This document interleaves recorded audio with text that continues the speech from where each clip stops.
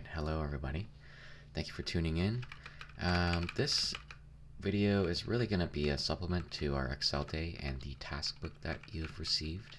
Alright, so I know that a lot of you during the lecture, when we were going over basic Excel stuff, you had a lot of questions, and maybe you were feeling like you were not quite getting it or falling behind. That's totally okay. Alright, especially if this is your first time kind of getting into using Excel. And if you were getting hung up on the TaskBook, which I've opened here, and you didn't quite know how to complete it, hopefully this will help you. And there's only so much we can do in an hour lecture, so hopefully this gives you a non-time constrained method of practicing, so you can pause it, rewind, do whatever you need in order to follow along.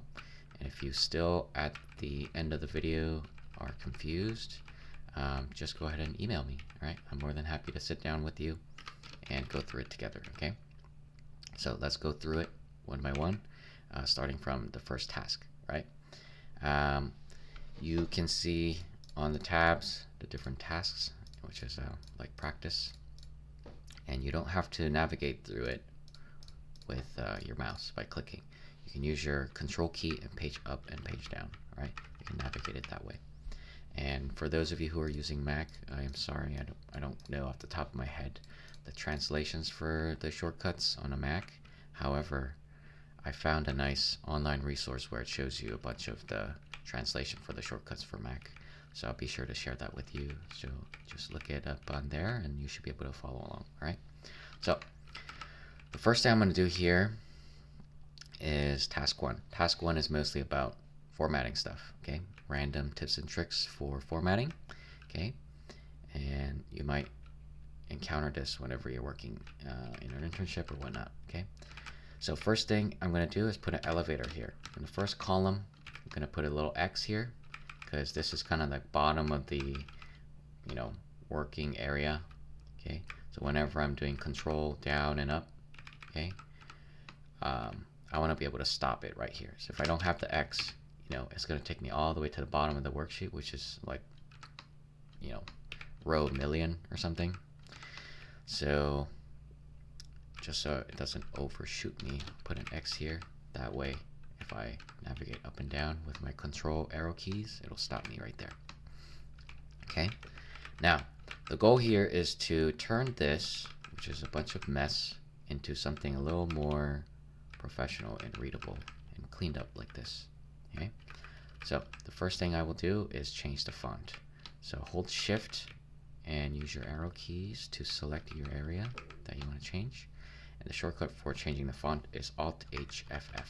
Right, and I'm going to pick Garamond as my font. It's kind of like Times New Roman, but it looks a little bit cleaner in my opinion. Now, why is the shortcut Alt HFF? It sounds like a bunch of random keys, right? Which it is, but there's a good reason why that is the shortcut, right? So what happens if I press Alt? Okay, you see how it brings up this little menu up top? Okay. Now, I know that all my font stuff is going to be under the Home tab, which is why I press H. And it literally tells you if you press F twice, it's going to bring you to the font, right? So FF brings me there. Pick my font, and there we go. All right. From here, looking at the right, looks like our, unit, what is it called, denominator, note is italicized. You can do that with Control I. Okay, italicize that. This is not centered across this little selection, whereas on the right side you can see it's nice and even on the middle. So hold shift, select all this, and I'm gonna change the format. Right, to do that you're gonna press Control 1. Okay, brings up this little window. I'm going to go over to alignment with my right arrow, press tab, and then select the center across selection, right, and enter. And it'll bring it nice and even to the middle. All right. Next, we will populate the years. We only have 2024 here. It should go all the way to the right. So after 2024, 2025. You could write it in one by one, but that will take a long time. Okay. So what we want to do ideally is something much more simple. Okay, so I'm going to I'll go to the next cell over, press equals, take my base year and add 1. So again, that's the formula. Just take the previous year and just add 1. I'll copy that, shift right, and paste everything across. Okay, so now it does it automatically. If I change this to 2030 or 2030, everything will change accordingly. All right, and we'll bring it back here. So anything that you change, any input that you change, you want to make it blue, as you can see here. Anything that has a formula in it that is dynamic, you want to leave it black. So essentially, if it's black, it means don't touch it. Okay, if it's blue, that means that's the input, and you can change that. All right, this should be blue actually. Okay, so I'll show you how to change the font later, but for now, let's focus on filling it out first. Okay, so I'll go ahead and bold my year. Okay, the date format is wrong. Okay, it says 45322. Excel knows what that means, but I don't know what that means, right? Because I'm not a computer. I'm a human, and I would ideally like to see in a month, date, year format, right? So let's change that. So Control 1, I'll go over to the left to the number tab, press Tab key, go down to date, and Tab again, and you can select whatever you want. I'll go with the first one, Enter. Okay, great. Now I want to populate these across, right? I want to know the date, year after year. To do that, rather than looking at the calendar and looking up the date and entering it in here, I will much rather do less work to do that. So there's a very nice formula, which is our function, which is EO month. Okay, that stands for end of month, right? And it's going to give you the end of the month, the date, based on your criteria, which is the start date, which is this cell here, comma, and however many months have passed. So 1 year is 12 months, so I'll put 12, close that out, and enter.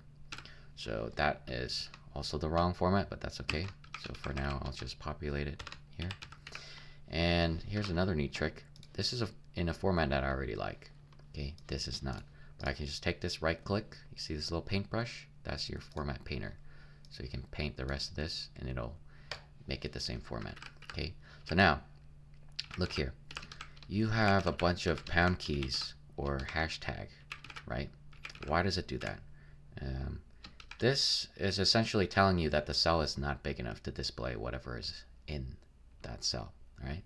So it's doing the right thing, but the cell is just not big enough to print it. So nice way to make your cell wide enough to fit however wide that is Alt-H-O-I, all right? And now that'll fit to the width. You can also do your custom width, which is Alt-H-O-W, and then I can change it to whatever I want. I can do 50. Okay, but that's quite wide, so fit it back with Alt-H-O-I. Okay. Now, let's move on to these numbers here.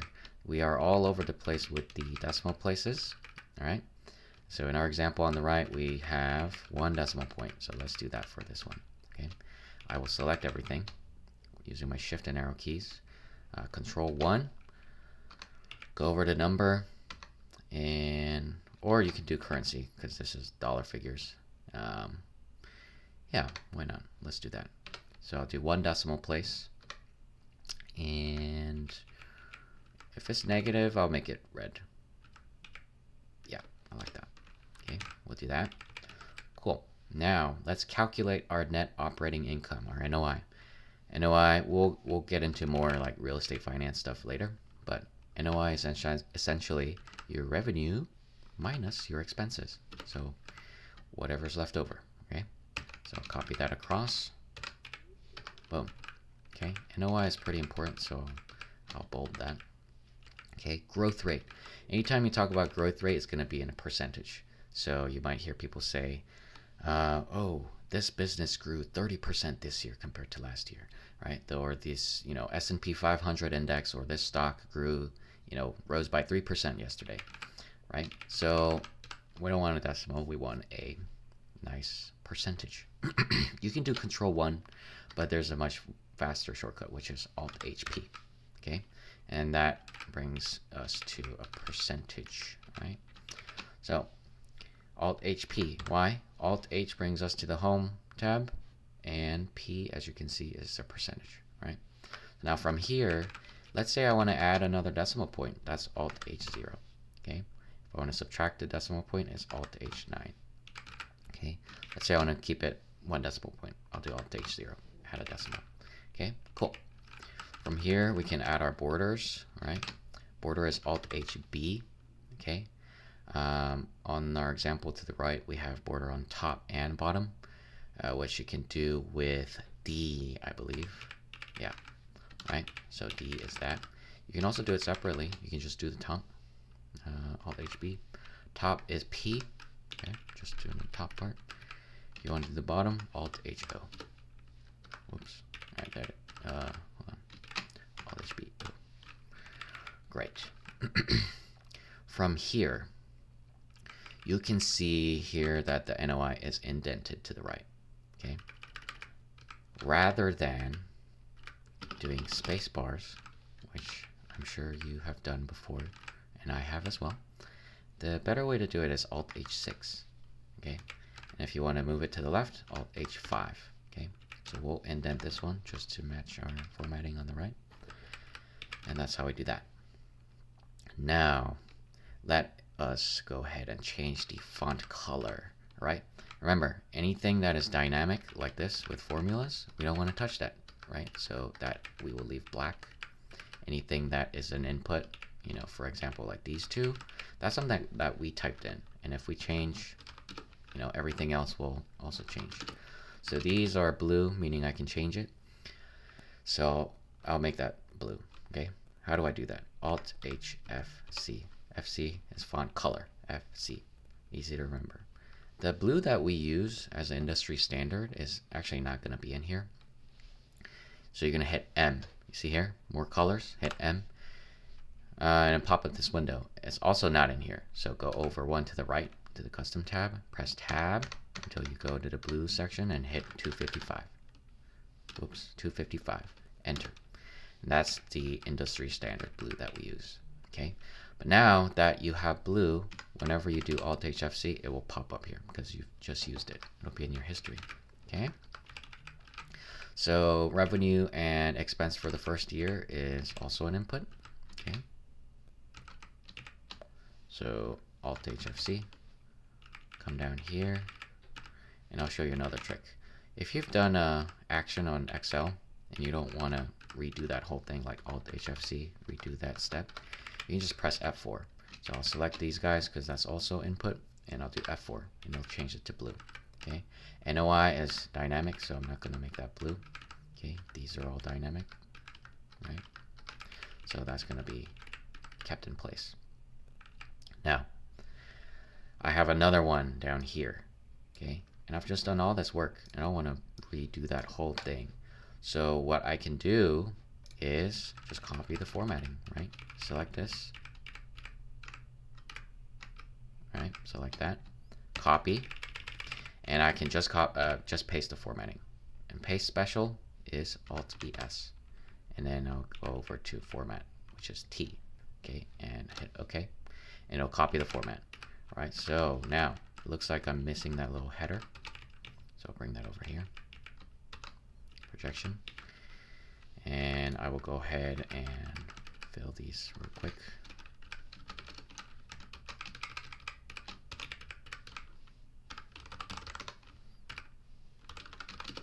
Okay. Nice. And we didn't disrupt any of the values. Okay. And everything looks good. I'll go ahead and bold that, italicize this, indent this, Alt H6. And we are looking good. All right, so that's the first task, right? Just making sure I'm not missing anything. Looks good to me. Okay, let's go over to task 2.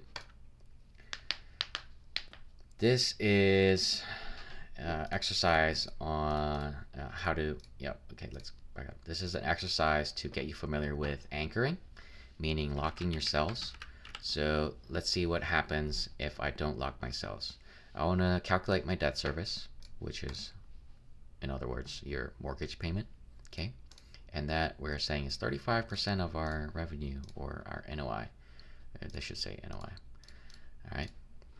So now, if this value is multiplied by 35%, that is my debt service. Now what happens if I copy this across? It's not going to work, right? Because although it works in this cell, see how every time I move over, this red cell is not staying? We want the blue one to move, but we want to make the red reference stay at 35% the whole time. Okay, so I can do that by leaving the blue one unlocked, because that can be dynamic. I want it to move. But the C6, I want it to stay there every time. So I'm going to lock it with F4. Okay, now I can copy it across, and every time it will refer to the same one. Okay, that works. Now you can also lock just a column and just a row. So let's practice that. Here we'll do the same thing. We're calculating debt service as a multiple or as a fraction of our NOI. Okay, so here you see how it's moving from column to column, but it's all in the same row. So that means I'm going to lock my row. So F4, hit F4 until your number has a $sign. So rows are numbers, so I want that to be locked. So let's do that. Copy and just paste it. Let's see if that worked. So it moves, go down. Perfect. It's still referring to the correct one. Okay. We can also lock our column. Okay. So let's do that. I want to calculate for these three, but I want all three to refer to these values here. It's in the same column, right? All up and down. However, we are doing different rows. So that means we have to lock the column, but not lock the rows. So this times this value. Now I'm going to press F4 until my column is locked, which is the alphabet C. Okay, and then I'll copy that across. Boom. Just double check. Great. So there it is.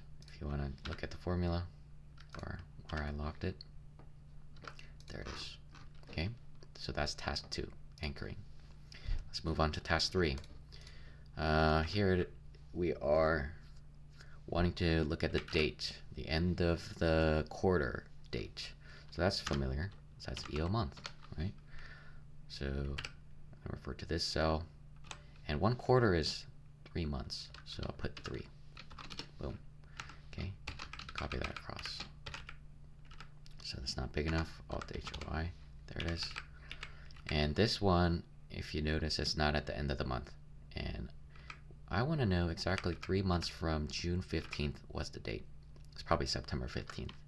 Now, if I do EO month, that's going to automatically give me the end of September, which I don't necessarily want. In this case, I want to know the actual date. So I'm going to do E date. Okay. Start date, refer to that one. And a quarter is 3 months. Okay.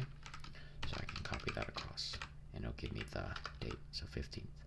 So June, September, December goes into the next year. All right. Now let's explore how paste special works. We've already done it a little bit, but typically when you copy paste, you use Control-C, Control-V, right? If I Control-C, Control-V here, it copies over everything. I don't necessarily want that. So in this case, I want to just bring in the format. We can pick and choose what we want to bring in. So I'll bring it over here, Alt-ES. I just want to do format, which is T. Okay. So it just brings me the format. Now let's say I just want the values, the information within the cell, but not necessarily the format. I'll copy, bring it over here, Alt-ES, and just do values, which is V. Boom. Just give me the values. Okay. Now let's say I want to paste the values and make it all negative. All right. You can just, Alt-ES values. Okay. Well, it looks like already is formatted, which we don't want. So let's pretend that didn't happen.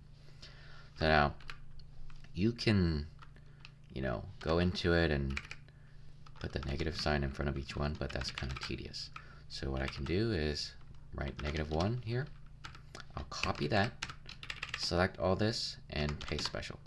Okay, and I'll do values and then hit tab to go down here and then multiply. Okay, and now I have everything negative, and delete that one. Okay, all right. Now let's explore the if functions. The if function is basically saying, if this happens, do this. If that doesn't happen, do something else, right? So in this case, I want to know if I can vote. So my if function would be, if I'm 18 or older, say yes, I can vote. If I'm not 18 or older, say no. Okay, so that will look like this. If logical test, that is my criteria. If this cell, my age, is greater than or equal to 18 comma, then print yes. Make sure to put it in quotes, okay? If not, say no, right? So I'm 25, so I can vote. If I'm 17, I cannot vote. By the way, you can make it do whatever you want. I can make it say potato, you know? Okay, let's change that. Okay, potato, okay? Now, if, let's say, instead of potato, I wanted to do math, okay, then I'll just do this times 3. You know, it'll do that. So whatever you like. Okay? Now, combining if and function. So if you want to do an if function, but with multiple criteria, so you can use the and function, right? So in this case, we want to give a 5% raise to everyone who's been here 5 years, more than 5 years, and they have a performance rating of higher than 8. Okay, so that looks like an if function with multiple criteria, so I'm going to use the and function. So we'll start off with if. Now our logical test has to be more than one. It's a couple of those. Greater than 5 years and greater performance rating than 8. So I'll do an and, because there's multiple. My first test will be looking at how many years they've been at the company. So it has to be greater than 5. And my second test is their performance rating. Is it greater than 8, right? So close that. If that's true, I want to give them a raise, which is 5%. So, oops. If that is true, I will take their salary multiplied by 1.05. 1.05, okay? If that's not true, I'll just leave their salary as is, okay? Great. So Richard is not getting a raise because he's been here less than 5 years and his performance rating is pretty good, but he's not been here long enough. Okay, so I'll copy that down. So David is not getting a raise because only one is true. All right, makes sense. Jennifer is not getting a raise because although she's been here quite a while, her performance rating was just at the cusp. It's not greater than 8. Okay. The or function is just like the and function, but it's saying only one of them have to be true, not both at the same time. Okay. If at least one of them is true, then it'll, you know, do whatever it wants. Okay, so if or, either or. Let's see what the criteria is. If they've been here greater than 5 years or a performance greater than 8. So it's the same thing. So take the years. Is it greater than 5? Or is it the performance rating is greater than 8, right? Close that out. Comma. If it's true, I will take their salary, multiply by 1.05. If not, I'll just display their current salary. Okay, paste. So it looks like Richard is getting a raise, David is getting a raise, and Jennifer, everybody's getting a raise. Which makes sense because this one, he meets the criteria here and here. Perfect. Okay, now let's move on to task 6. I know a lot of you had questions about this one, so we'll do it together. So here's a if and or, which is literally what we just did. So if Tony Gwynn's base rent is greater than 2,000, then return yes. All right, so it looks like we'll have to go find Tony's rent, which is here.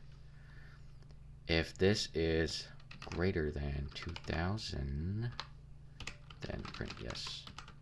Okay, if not, print no. All right. It is greater than 2,000, right? Now, let's use that with the and function.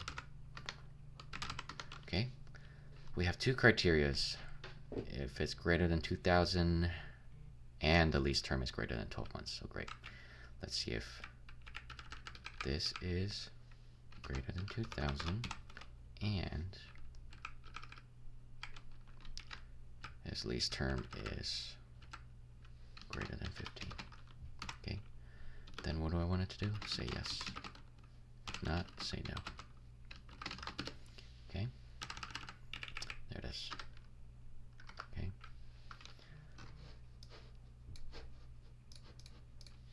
All right. Now, here's an OR function. Either or, not both, or it could be both. Okay. Our criteria is Kenny Lofton's base rent. So where's Kenny? Here's his rent. Is it greater than, what does that say? 2,500? Or the lease term is greater than 12 months. Okay. So here's a lease term greater than 12. Okay. Then say yes. If not, say no. Okay. There it is. Now here's the meat and potatoes where you had the most questions. Okay. SUMIF. The SUMIF function is saying if it meets the criteria, add it all together. Give me the result. Okay. So let's do an example. SUMIF. Okay. Let's see what we want to find. What's the total square footage of all the 1-bedroom, 1-bath units? Okay, so what we're adding up is the square footage, and our criteria is the unit type. So we're going to search here, and we're going to search for the 1-bed, 1-bath. Okay, you could refer to the cell, or you can type it. 1BR, no, 1BA. I don't like typing because I don't want to make a typo and make a mistake, so I'll just refer to a cell that says that. And the sum range is whatever I'm adding up, right? Which is my square footage, which is this one. So select that, enter. So total is 6,750. Now the SUMIFs function is literally the same thing, but with multiple criterias. Okay, so let's see how that works. SUMIFs. Let's see what we're finding. Monthly rent for 2-bed, 1-bath, and 15-month lease. Great. So the first thing it wants is the sum range. What is it adding up? Which is the month, the rent. Okay. Comma. First criteria is going to be in this column. That's where I'm searching, and I want to search for the 2-bed, 1-bath. I think it's being blocked, but we'll check if it's right. Okay. Second criteria is my lease term, which is in this column. Select that, and I'll search for 15. Okay. So was it 2-bed, 1-bath? It was. Okay. So the sum total is 6,800. Count if is just like the SUMIF, but instead of adding it all together, it is asking how many of it is there. Okay. Just count how many.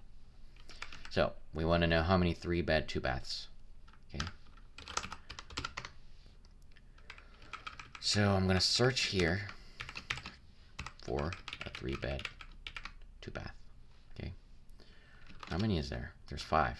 Is that correct? Let's look. 1, 2, 3, 4, 5. So that's right. Okay. Now count ifs is doing the same thing. Count how many, but with multiple criteria. Okay. So we want to know 1-bed, 1-bath, paying over a certain amount of rent, and lease term. All right. So 3 criteria. Okay. First thing is my unit type, which is here. I want to search 1-bed, 1-bath, comma. Second criteria is our rent, which is going to be in this range. And I want it to be, what is it? Greater than or equal to 1840. So greater than or equal to 1840. And it has to be in quotes. Okay. Okay. Third one is my lease term, which is in this section. And I believe it was greater than or equal to 12. Okay. Let's see if that works. Paying over 1840. So it's not greater than or equal to. Okay. One bed, one bath. Have a lease term of 12 or more. So greater than or equal to 12. Great. So that's what it is. Here's the formula. It looks like there's 3 of them. Okay. Average if that function is basically very similar. If it meets a criteria, give me the average of everything that fits in that criteria. Okay. So I want the average lease term in months of all the 2-bed, 1-baths. So I'm going to average if. So the first range is where we want to look up, which is our range. And I want to look up 2-bed, 1-bath. Okay. And I want to average my lease term. So select that. And it's 13 months. That's our average. Cool. Average ifs, same thing, but with multiple criteria. So I want to know average rent for 2-bed, 1-bath and 11-month lease term. Ifs. So looks like the first thing it wants is the range. I want to average, which is the rent. So select that. So my first criteria is going to be my unit type, which is in here, and I'll look up my specific one. I think it was 2-bed, 1-bath. And the second criteria is my lease term. Okay. I want to be greater than 11.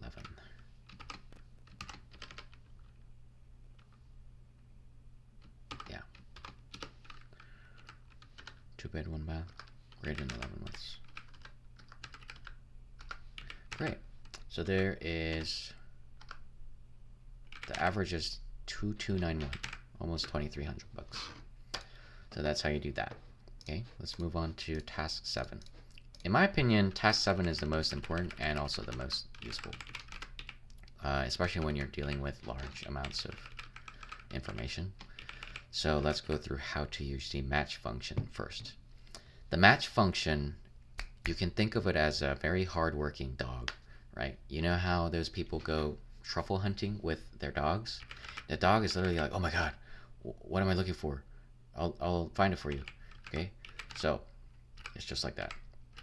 I'm gonna tell my match function, look for cat and tell me where it is, and it'll go, okay, I'll tell you exactly where it is. So match, give it what to search. My lookup value is cat. I know it's being covered up right now, but bear with me. And I want it to look in here and tell me where it is. And cat, my match function tells me, is in position 1, which makes sense, right? Because cat is in the first column, okay, based on the range I told it. Okay, now, okay, if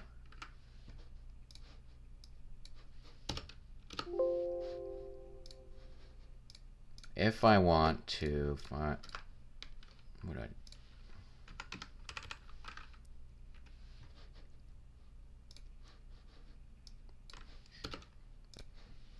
if I want to find dog, it'll do that.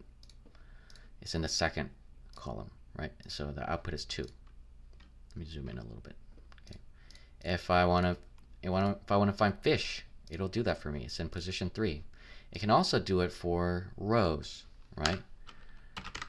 So let's say I want to look up this within this array. Okay, it'll do that for me. Cat is in position 1. Okay, if I do fish, it'll tell me 3. Okay, so it's very useful. It gives me the location. Index does the opposite. Index is like a GPS locator, right? It's say, give me the coordinates, or like give me the location, and I'll tell you what that says, right? So let's say I want to know what type of, what animal is in, you know, the second position or the second row. I can do that. So I'll go ahead and do that here. So within this range, okay, tell me what is in the second row. And it says dog. Let's see if that's true. So within this row, 1, 2, that says dog. Do we get dog? Yes. Okay. So that's how that works. I can also do it on the X and the Y axis. Okay. So row and column location, it'll tell me where it intersects. Okay. So we have row 2, column 3. I want to know what that says. Easy. Index. Give it a location. And then I'll give it the row number, which is here, and the column number, which is here. And it says orange. So let's see if that's right. From here. Row 2. Boom, boom. 1, 2. Column 1, 2, 3. It does say orange. So that's how it works. I give it the coordinates. Right?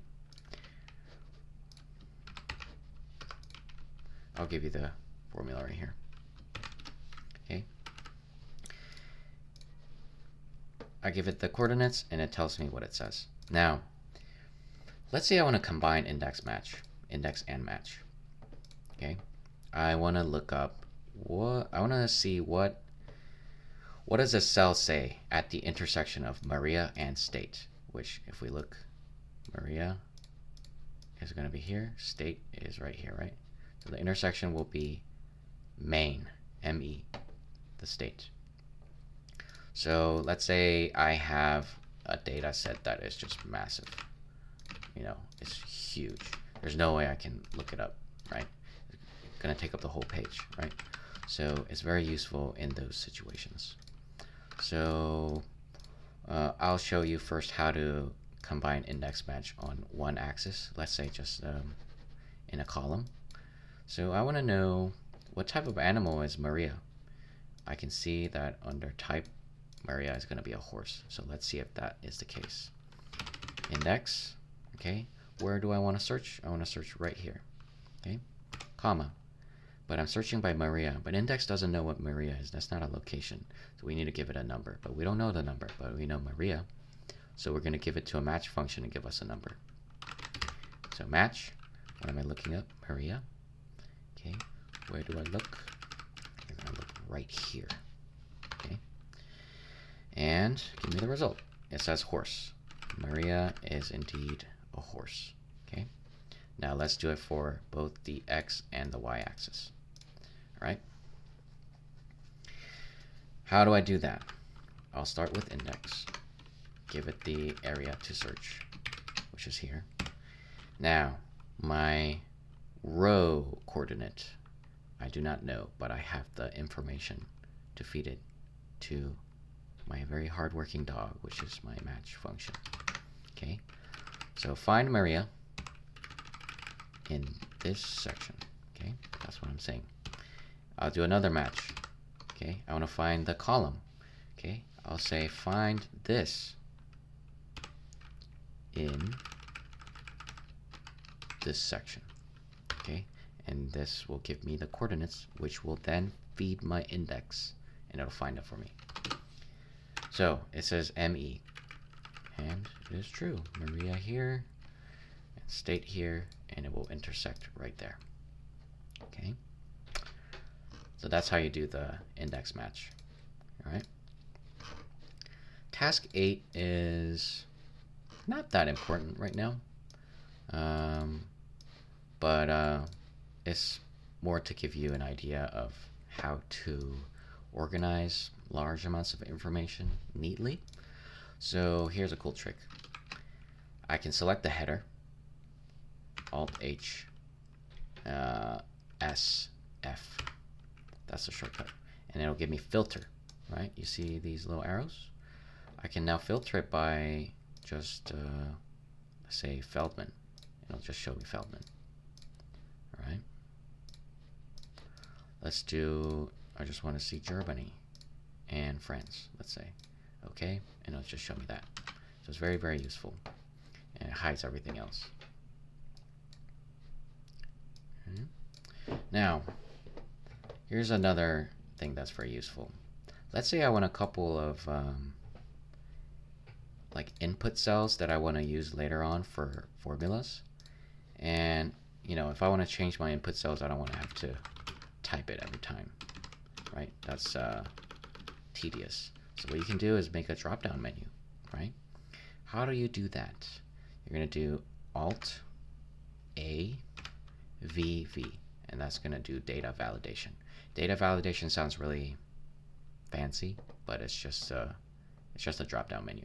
So hit Tab, go down to List, Enter, and you'll select what you want to be in that drop-down menu, which is all my advisors. Enter. Okay. now I can just select it. I don't have to type it anymore. Now let's do the same for region. Okay, Alt HVV. Oh, I'm sorry, Alt A VV. Data validation. Tab down to list. Okay, and I'll select all my regions from this list, and that'll be in my drop-down menu. So I can have whatever I want. Okay.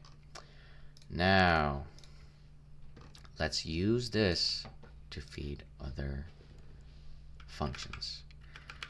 I want to know the total number of deals in EMEA.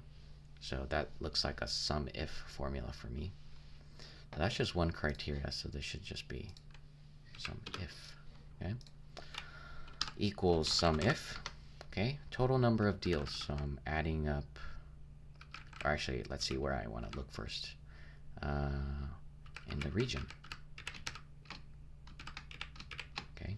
If this matches this region up here, I know it says APAC right now, but I'll change it. Then I want to sum the number of deals, which is here. Okay. Now I'm going to change this to EMEA, and it'll change to 23. Perfect. Now let's do another one. Total fees generated by Chowdhury in countries with minimum average deal size of $200 million.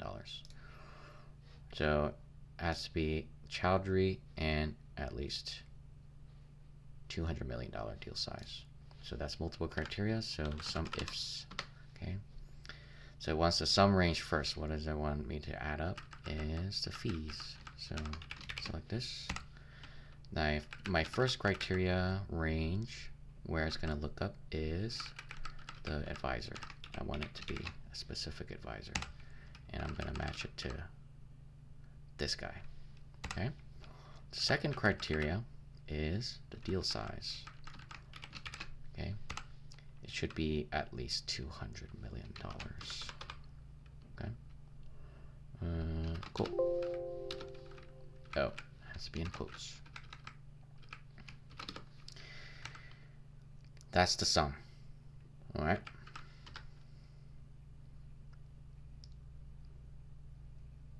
Fees. Yeah, looks good. Now I want to know the total M&A deal volume. So that's basically saying add it all up. So we'll do SUMPRODUCT, and what do we want to add? Deal volume. So that'll just be the total here. Okay. There we go. Now let's see what's down here. Okay, so here are some count functions. I want to count everything. I want to see the number of properties available. It looks like we have a blank here, but I'm going to assume everything here is up and available, I guess. So count A will count everything that's not blank. So that's this. I want to count everything that's not blank. There's 10. So it's telling me there's 10. 2, 3, 4, 5, 6, 7, 8, 9, 10. Perfect. Now, number of properties available for sale or sold. So I'll change this to number of properties in the list. That makes more sense to me. Okay. Number of properties available for sale or sold. I'm pretty sure that's going to be everything that's not blank here. So if this is blank, I'm going to assume it's not available. Right? So let's do count A again. Count all non-blank, but in this range. Okay. Enter. And that's 9, which makes sense because we have one blank. All right. Now, number of properties with no data. So that's whatever's blank, right? So that's count blank. Okay. And I'll give it the range. And one of them is blank. Perfect. Number of sold property. So that's going to be, if it says sold, count it. You know, count if in this range, if it says sold. There's 2 of them. 1, 2. All right. So there it is. Let's do task 9. Last one. Okay, so this is getting into some basics of your financial formulas. Okay, for those of you who are taking corporate finance or have taken corporate finance, you will know time value of money, right? So money, if I get paid now, that's better than if I get paid later, right? So if you have money now, that's also more valuable than the same amount of money later, because you can put it to work. You can invest in something that can make money for you. So, you know, that's always a good thing. So present value is saying, oh, if I get paid this much, in this case $500 for 5 years every month, then how much is that worth today? So $500, 5 years every month is 500 times 60 months, right? So that's $30,000. The value of that $30,000 is not $30,000 today, okay? It's going to be less than $30,000. It's going to be 20 something based on this discount rate, however much we're discounting it by. Okay, so the PV function will let us know how much it's worth today. So let's calculate that, PV. Now, the first thing it wants is the rate. Remember, whether you calculate this on an annual basis or monthly, you can do either, depending on the situation. However, keep in mind to keep it consistent. If you're doing it annually, make sure you keep it annually. Okay, all the way through. So this rate is annual, right? So I'm going to keep that in mind. Number of periods would not be 60 because that's in monthly.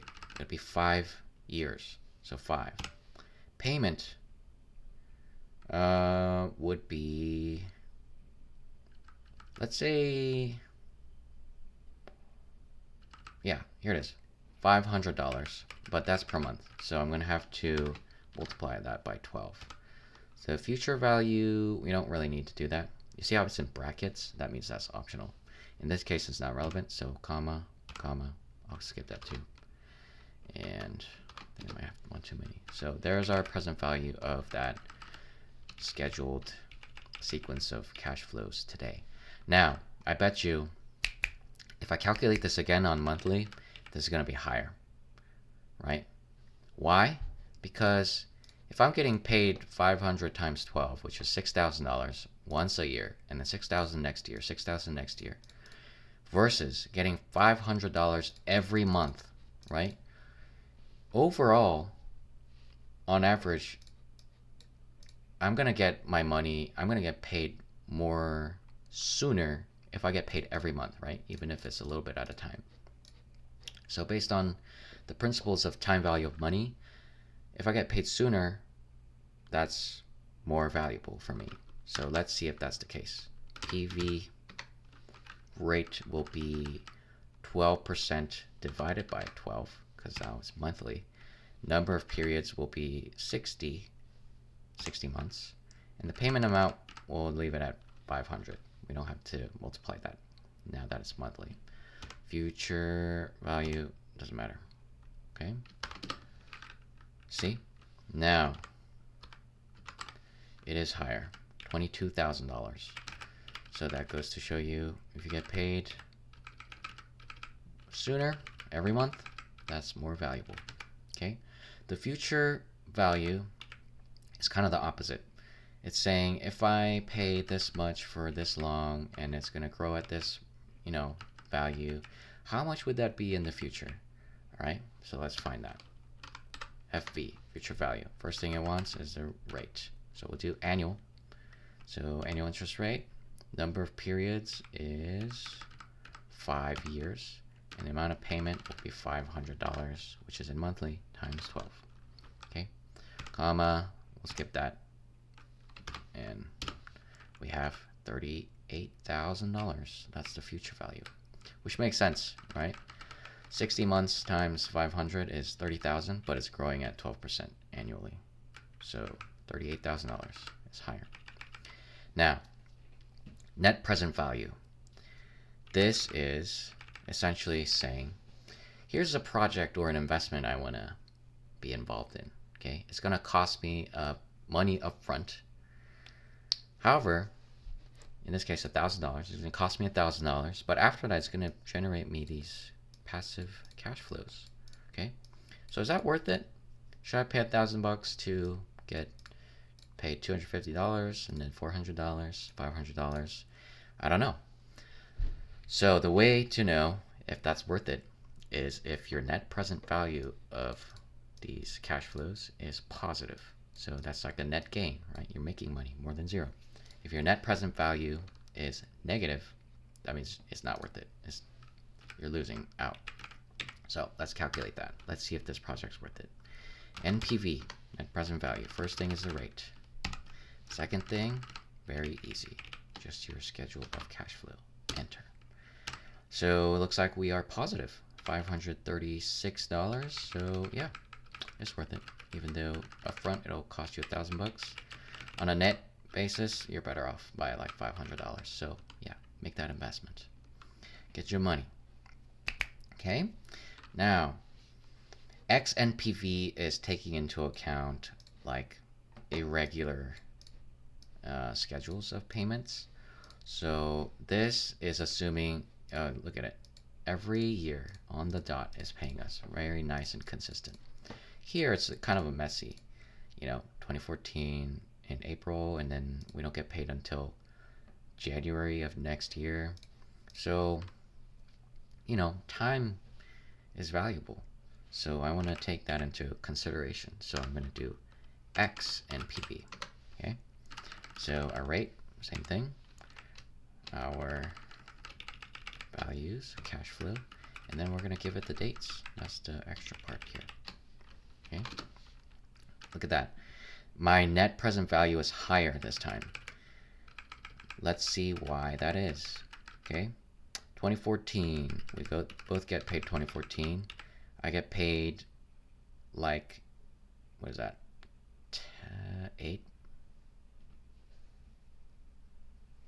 9 months later. Okay, and then I get paid again the same year again, and then I get paid the next year, and then in 2018 I also get paid twice.